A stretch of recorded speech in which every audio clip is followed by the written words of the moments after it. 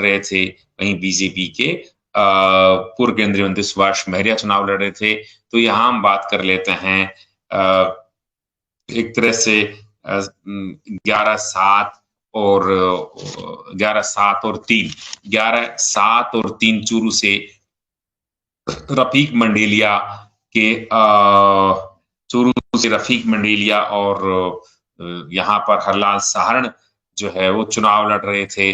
और चूरू की बात करें तो 60-70 पैसे वहां पर बीजेपी के हैं। तो फलोदी सट्टा बाजार जो है, अविनेश महर्षि रतनगढ़ से चुनाव लड़ रहे हैं और अविनेश महर्षि पूसाराम गोदारा को परास्त कर रहे हैं। अविनेश महर्षि यहाँ से जीत रहे हैं।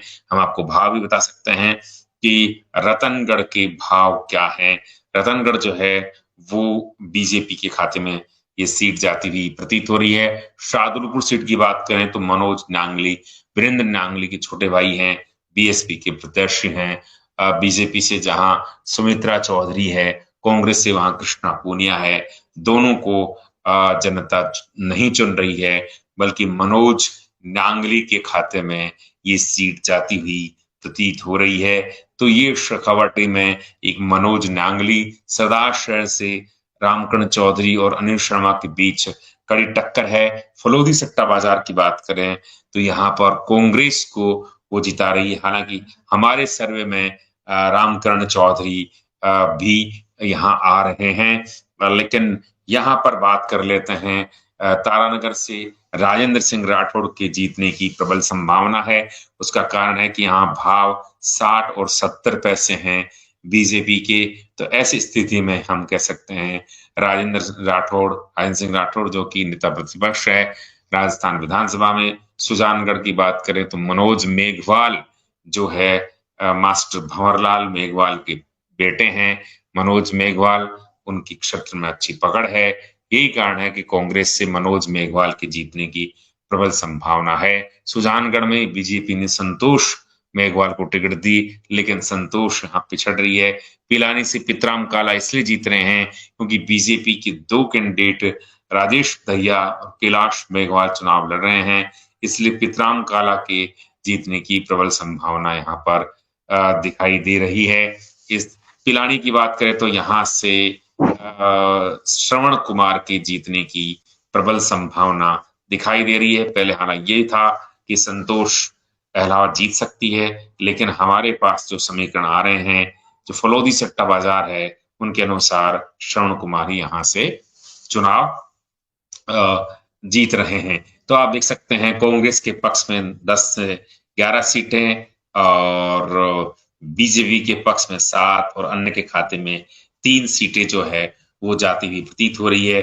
खेतड़ी से मनोज घुमरिया जो है रण में डटे हुए हैं और मनोज घुमरिया बीएसपी से चुनाव लड़ रहे हैं। मनोज झुंझुनू की बात करें तो विजेंद्र ओला जो है कांग्रेस के प्रत्याशी हैं, उनके जीतने की प्रबल संभावना इसलिए है क्योंकि इनके 10 पैसे हैं भाव, यानी सबसे प्रबल संभावना है जीत की, वह है विजेंद्र ओला की। चुनावी चर्चा में आपका स्वागत है। राजस्थान का ये सबसे बड़ा सर्वे, नवलगढ़ में विक्रम सिंह जाखल के जीतने की प्रबल संभावना है। यहाँ पर डॉक्टर राजकुमार हरण को हार रहे हैं, समर हार रहे हैं। विक्रम सिंह जाखल चुनावी समर में निकल रहे हैं, वो जीत रहे हैं, उनके पक्ष में माहौल बन रहा है। उदयपुर वाटी से राजेंद्र गुढ़ा या शुभकर्ण दोनों की स्थिति मजबूत यहाँ पर दिखाई दे रही है। तो यहाँ पर गुढ़ा यहाँ से जीत सकते हैं। तो ये हमने आपको बताया इस तरह से। यद्यपि मंडावा से रीटा चौधरी जीत रही है, जबकि उदयपुर की बात करें तो उदयपुर वाटी से जो हालांकि भाग बीजेपी के पक्ष में है 45 और 55। मंडावा की बात करें तो रीटा चौधरी कांग्रेस की प्रत्याशी है, वो चुनाव को जीत रही है। नाथरामगढ़ से गजानन और वीरेंद्र सिंह दोनों के बराबर के भाव हैं, 90-90 के भाव हैं। ऐसी स्थिति में कौन जीतता है कौन हारता है ये तो आने वाली 3 तारीख ही बता पाएगी, लेकिन बहुत जबरदस्त और बहुत कांटे की टक्कर यहाँ पर दांता रामगढ़ में दिखाई दी। हालांकि यहाँ से माकपा के अमराराम और जेजेपी की डॉक्टर रीटा सिंह भी चुनाव लड़ रही थी। खंडेला में 3 त्रिकोणीय संघर्ष था। महादेव सिंह खंडेला, बंशीधर बाजिया, सुभाष मील। यहाँ सुभाष मील एक युवा चेहरा, नया चेहरा लोगों ने पसंद किया और सुभाष मील समर को जीत रहे हैं। धोद से पेमाराम के जीतने की खबरें आ रही है। धोद की बात माने तो पेमाराम जो है यहाँ से चुनाव को निकालने में सफल हो रहे हैं। धोद के परिणाम इस तरह से आ रहे हैं। कांग्रेस ने यहाँ वोट शिफ्टिंग की है। श्रीमाधोपुर की बात करें तो झावर सिंह खर्रा यहाँ से चुनाव जीत रहे हैं। तो इस तरह से हम देख सकते हैं कि झावर सिंह खर्रा जो है वो चुनाव को और ज्यादा रोचक और ज्यादा रोमांचक बनाने में सफल हो रहे हैं। आगे हम चलते हैं नीम का थाना, जहां सुरेश मोदी जो है वो यहाँ पर आगे हमें लग रहे हैं और जिला बनाने का पूरा श्रेय सुरेश मोदी के खाते में गया। तो यहाँ से सुरेश मोदी चुनाव जीत सकते हैं, उनके खाते में चुनाव आ सकता है। और फतेहपुर की बात करें तो हाकम अली कांग्रेस से चुनाव लड़ेंगे। कांग्रेस से चुनाव लड़ा आपने। यहाँ नंदकिशोर मौर्य, श्रवण चौधरी और मधुसूदन भिंडा 3 बीजेपी के ही जो प्रत्याशी है वो भिड़ रहे थे। परिणाम ये हुआ कि यहाँ पर यानी कि फतेहपुर से हाकम अली के जीतने की संभावना बढ़ गई। सीकर से राजेंद्र पारिक का आप देख सकते हैं। राजेंद्र पारिक, ताराचंद धायल और रतन जलधारी 3 प्रत्याशी यहाँ चुनाव लड़ रहे थे, लेकिन यहाँ पर सीकर में जलधारी को टक्कर देते हुए आगे बढ़ रहे हैं वो लक्ष्मणगढ़ में सुभाष महरिया वर्सेज गोविंद सिंह डोटासरा। यहाँ भाव है 60 और 70 के।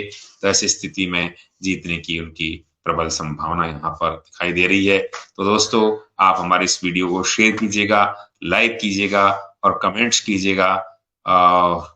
ज्यादा से ज्यादा इसको शेयरिंग कीजिएगा। शेखावाटी का सबसे बड़ा सर्वे, कौन जीतेगा कौन हारेगा, फलोदी के सट्टा बाजार के अनुसार हम आपके बीच लेकर आए हैं। ये शेखावाटी का सबसे बड़ा सर्वे जिसको आप हमारी स्क्रीन पर देख रहे हैं, शेखावाटी का सबसे बड़ा सर्वे। आप हमारे इस वीडियो को शेयर कीजिएगा, लाइक कीजिएगा और कमेंट्स कीजिएगा कि हमारा जो सर्वे है, जो हमने फलोदी सट्टा बाजार से इसका मिलान किया है, उसके अनुसार हम बात कर लेते हैं। रतनगढ़ से अभिनेश महर्षि चुनाव को निकाल रहे हैं, चुनाव जीत रहे हैं। और साथ ही देखिए, रतनगढ़ एक ऐसी सीट है जहां पर यहाँ पुष्पराम गोदारा कांग्रेस के प्रत्याशी चुनाव लड़ रहे हैं। 200 सीटों का पहला रुझान आप भारत प्रेस पर देख रहे हैं। राजस्थान में खत्म हुई वोटिंग।